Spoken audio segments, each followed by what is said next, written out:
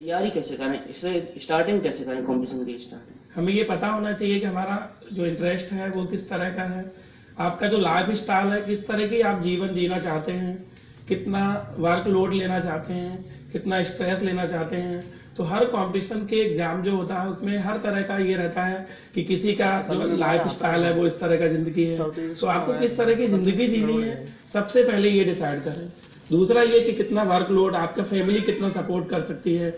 आपकी फैमिली, कुछ फैमिली ऐसी होती है जो बहुत सारा सपोर्ट देती है, एक लॉन्ग टर्म तक वेट कर सकते हैं, कुछ लोगों को जल्दी जॉब चाहिए होता है। तो सबसे पहले आप ये डिसाइड करें कि आप जो है वो कितना टाइम दे सकते हैं, किस तरह का लाइफ स्टाइल जीना चाहते हैं, कितना वर्कलोड ले सकते हैं, और कुछ एक्सपेंसेस भी आते हैं तो वो एक्सपेंसेस हमारी फैमिली कितना झेल सकती है, उस तरह का हमारे लिए सबसे पहले डिसीजन लेना चाहिए। तभी हम बता पाएंगे कि कितना हमें कौन सा। लेकिन सर एक सवाल ये भी बनता है कि कई बार ऐसा होता है कि विद्यार्थी कंफ्यूज होते हैं कि मैं किस एग्जाम के लिए तैयारी करूं, तो क्या वाकई अपनी पृष्ठभूमि के हिसाब से विद्यार्थी को आकलन करना चाहिए कि हम किस एग्जाम के लिए सही तरीके से तैयार हैं?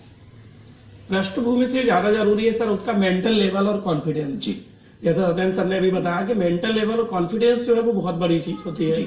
अगर हमें जिस एग्जाम को लेके कॉन्फिडेंस है कि ये एग्जाम हम निकाल सकते हैं तो निश्चित रूप से उसी एग्जाम की तैयारी करनी चाहिए। और पृष्ठभूमि तो ये होता है कि अगर इकोनॉमिकली कोई वीक है तो वो बहुत सारे लोग होते हैं, बहुत सारे टीचर्स होते हैं जो सपोर्ट कर देते हैं बच्चे को, और कोई फर्क नहीं पड़ता उसके पास इकोनॉमिक कंडीशन किस तरह की है। जी, नहीं क्योंकि पृष्ठभूमि में कुछ भी हो, लेकिन आप जिस भी एग्जाम के लिए तैयारी करना चाहते हैं समर्पित भाव से करें। जी सर, सबसे पहली चीज है हमें अब किस एग्जाम को लेके कॉन्फिडेंट है हम, जी। हमारा ब्रेन पावर कितना है, मेमोरी किस तरह से हमारा मेमोराइज कर पाते हैं और कितना टाइम दे पाते हैं। पृष्ठभूमि, जो आर्थिक पृष्ठभूमि है वो बहुत ज्यादा वैल्यू नहीं रखती क्या है। एग्जाम की तैयारी के लिए सत्येंद्र जी परसेंटेज भी मायने रखते हैं? जैसे एग्जाम की तैयारी करना आईएएस की, और परसेंटेज है किसी के 60 या 70 के आसपास, तो क्या वो क्रैक कर सकता है? हाँ, आजकल नॉर्मल कर दिया है। यदि आप 60% लाते हैं तो सामान्यतः सभी एग्जाम्स के लिए आप अपियर हो सकते हैं। जी, यदि आप 90 भी लाते हैं और 60 भी लाते हैं तो कोई क्राइटेरिया नहीं, 60 वाला भी दे सकता है, 90 वाला भी दे सकता है। जी, ओके। अगर हमारे दर्शक दिग्गज में से कोई विद्यार्थी सवाल पूछना चाहे, एक्सपर्ट्स पूछ सकते हैं। सर मैं चौहान सर से एक सवाल करना चाहता हूँ। सर मैं एसएससी की तैयारी कर रहा हूँ तो मेरा फोकस केवल एसएससी पे कैसे रहे? जी, यानी कि एक ही प्रतियोगी परीक्षाओं पर फोकस कैसे हो, कैसे लक्ष्य निर्धारित हो? जी, सबसे पहली चीज जो है वो हमारा हमेशा एक ही टारगेट रहता है कि जब भी हम तैयारी करते हैं तो एक ही टारगेट को लेकर अगर वर्क करते हो तो ज्यादा अच्छा कर सकते हैं। और अपने इंडिया में और दूसरे कंट्रीज जो डेवलप है उनमें यही डिफरेंस है कि हम लोग 100 चीजों को 1% करते हैं, जबकि वो लोग जो है वो एक चीज को 100% करते हैं। तो अगर आप एक ही चीज की तैयारी कर रहे हो, एसएससी की तैयारी कर रहे हो, तो ये ज्यादा अच्छी बात है, पॉजिटिव बात है। और आप एसएससी पे अकेले फोकस करेंगे तो ज्यादा उसका रिजल्ट भी दे पाएंगे, अच्छे जल्दी कर पाएंगे तैयारी। तरीका ये होना चाहिए कि हमें सबसे पहले तो एसएससी की तैयारी के लिए अपना जो जितने अनसोल्ड पेपर्स हैं, कम से कम 10 साल के अनसोल्ड पेपर आपको लगाने चाहिए। उन अनसोल्ड पेपर के बाद हमें ये देखना चाहिए कि हम कहाँ पे वीक पड़ रहे हैं, तो वो टारगेट गोल सेट करना चाहिए। Set the goal and then hit the goal. अगर आपने गोल सेट नहीं किया तो गोल हिट भी कभी नहीं कर पाओगे। तो सबसे पहली चीज है हमें टारगेट एक बनाए, और उस टारगेट को सिंगल टारगेट है। जैसे चिड़िया की अर्जुन को आंख दिख रही थी, बाकी सभी लोगों को बहुत कुछ दिख रहा था, तो जो द्रोणाचार्य जी थे उन्होंने केवल अर्जुन को बताया कि आप ही हिट कर सकते हैं, बाकी नहीं कर सकते हैं, क्योंकि बाकी को सब दिख रहा है। गोल आपका सेट होना तो चाहिए। सिंगल टारगेट, जो single minded, if you want to succeed in your life then you have to be single minded. अगर आप सिंगल माइंडेड है, एक टारगेट को लेके वर्क कर रहे हैं, तो उसको अचीव करने की जो पॉसिबिलिटी है वो ज्यादा होगी और कम समय में अचीव कर पाएंगे। जी, सत्येंद्र जी आप क्या कहना चाहेंगे? क्या एक ही प्रतियोगी परीक्षा पर फोकस करना चाहिए विद्यार्थी को, या एक तैयारी से कई तरह की प्रतियोगी परीक्षाओं को भी निकाला जा सकता है? जैसे आजकल सूरज जी सामान्यतः ये देखा गया है कि कोई भी एग्जाम हो, maths, reasoning, GS general awareness और इंग्लिश आता है, ये 4 विषय लगातार आ रहे हैं। यदि हम एक अच्छे लेवल से तैयारी करते हैं तो हम सभी कॉम्पिटिशन्स के लिए तैयार हो रहे हैं। लेकिन सर का कहना सही है कि एम हमारा सेट होना चाहिए, क्योंकि वो हमारी एबिलिटीज बताता है कि हम योग्य हैं उसके लिए। आप एम सेट कीजिए, थॉरोली स्टडी कीजिए आप कि जो भी आप, जैसे मैं एसएससी की आपने क्वेश्चन पूछा, तो एसएससी में क्या क्या आता है और एसएससी के पैटर्न में क्या चेंजेस आ रहे हैं, क्योंकि एसएससी लगातार अपने पैटर्न्स को चेंज कर रहा है। तो पैटर्न्स में चेंजेस क्या आ रहे हैं, क्वेश्चंस का लेवल कैसा हो रहा है, ये average to moderate, moderate to tough पहुंच रहा है या टफ टू मॉडरेट आ रहा है, ये आपको एनालिसिस करना है। प्रिपरेशन एक ही लेवल पर होती है, बस अपने कॉन्सेप्ट्स क्लियर कीजिए।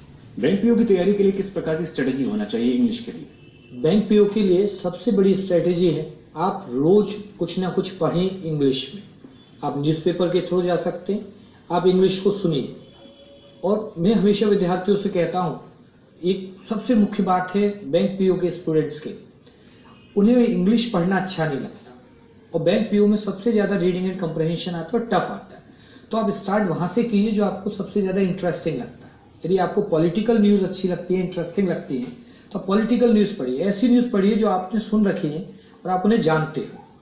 हमें लगता है कि हमें बॉलीवुड की न्यूज़ पढ़ना चाहिए, हमने जान रखा है कि क्या हुआ है, तो हम वो इंग्लिश में पढ़ें, तो हमारी हैबिट डेवलप होगी और हम अपने कंप्रहेंशन को सुधारेंगे और बैंक इजीली निकाला जा सकता है। जी सत्यन जी, वोकैब को बढ़ाने के लिए भी कोई टिप्स अगर आप हमारे विद्यार्थियों को देना चाहें तो दीजिए।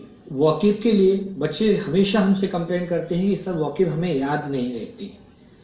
आप रोज 5 वोकैब पढ़िए और एक बार पढ़कर उसे बंद कर दीजिए, क्लोज योर नोटबुक्स, और फिर उन्हें रिकॉल कीजिए बिना नोटबुक खोले हुए। मैं शाम को यदि घूम रहा हूं तो मैं रिकॉल कर सकता हूं कि मैंने कौन सी 5 वोकैब याद किए।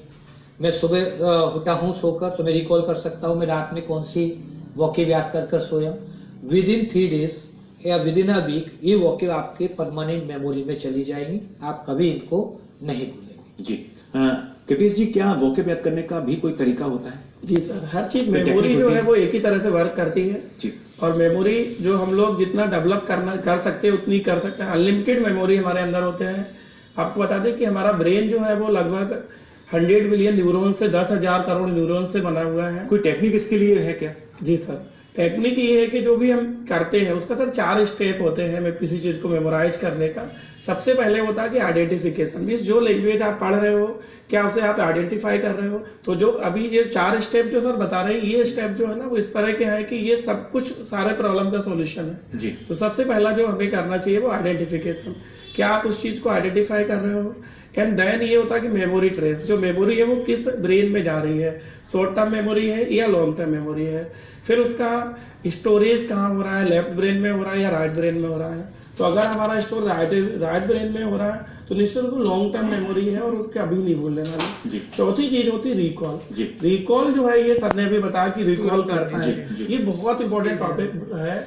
और रिकॉल होने का मतलब है कि हमें जो जरूरत है, कई बच्चे होते हैं जो एग्जाम में जाते हैं और अंदर भूल जाते हैं, बाहर जाके उन्हें याद रहता है जी। तो अगर हम कोई चीज जानते भी हैं उस समय जरूरत पे काम नहीं आई, मीन्स रिकॉल नहीं कर पाए, तो हमारे को कोई काम नहीं पर रिकॉल करना बेहद जरूरी। जी सबसे पहला रिकॉल जो है वो कैसे कर पाएंगे, जब हम रिलैक्स रहेंगे। तो सबसे पहली चीज है कि जहां भी हम एग्जाम दें या किसी से बात करें कुछ तो रिलैक्स होना चाहिए। रिलैक्स होके जो है 4-5 लंबी गहरी सांस लेनी चाहिए। जितना हमारा ऑक्सीजन जो है ब्रेन में लेता है, ब्रेन में जो ऑक्सीजन है वो 25% जाता है, जबकि बॉडी का जो वेट है वो 3% ऑफ द बॉडी होता है। ब्रेन का वेट बॉडी के वेट से 3% होता है और ऑक्सीजन 25% जाता है। तो हमारा ब्रेन को ऑक्सीजन की प्रॉपर अगर अवेलेबिलिटी है, मिल रही है ऑक्सीजन, तो ब्रेन को प्रॉपर ऑक्सीजन दें, 4-5 लंबी गहरी सांस लें और उसके बाद आप जो भी याद करोगे वो याद आ जाएगा। तो रिकॉल जो है वो बहुत इंपॉर्टेंट एक महत्वपूर्ण बिंदु है रिकॉल करना, यानी कि जो भी आप याद करें उससे आप रिकॉल जरूर करें। समय का अभाव है, बहुत बहुत शुक्रिया सत्यन दुबे जी तमाम जानकारी देने के लिए। आपका भी बहुत बहुत शुक्रिया केपीएस चौहान जी तमाम जानकारी देने के लिए।